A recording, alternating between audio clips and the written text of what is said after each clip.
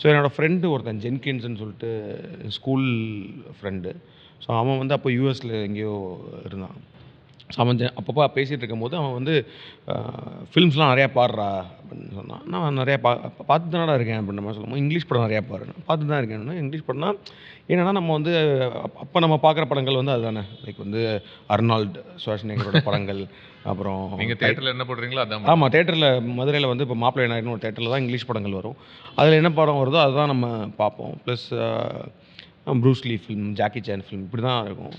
So I I I I also enjoy those films. But ஆனால் வந்து அவன் வந்து ஏன்னா he is not a film person, but he generally told watch other films, other English films. அது நம்ம ஊர் தியேட்டருக்குலாம் வராது, அந்த மாதிரி படங்கள்லாம் வராது. ப்ளஸ் அந்த நம்ம ஊரில் வந்து கேசட்டோ டிவிடியோலாம் அது கிடைக்காது. பட் ஆனால் வந்து அந்த மாதிரி படங்களை தேடிப்பார் அப்படின்ற மாதிரி சொல்லிட்டு, சரி நான் சொன்னேன், அப்போ நீயே ஒரு படம் பேர் சொல்லு எனக்கு அப்படின்னு சொல்கிறப்ப தான் ஹீ டோல்ட் ஷார்ட்ஸ் ரெடெம்ப்ஷன் அப்படின்னு படம் சொன்னேன். சரின்னு சொல்லிட்டு நான் பார்க்குறேன். ஆக்சுவலி பார்த்தா லிட்டரலி மை ஃபஸ்ட்டு ஒரு இன்டர்நேஷ்னல் ஒரு ஃபாரின் ஃபில்ம்.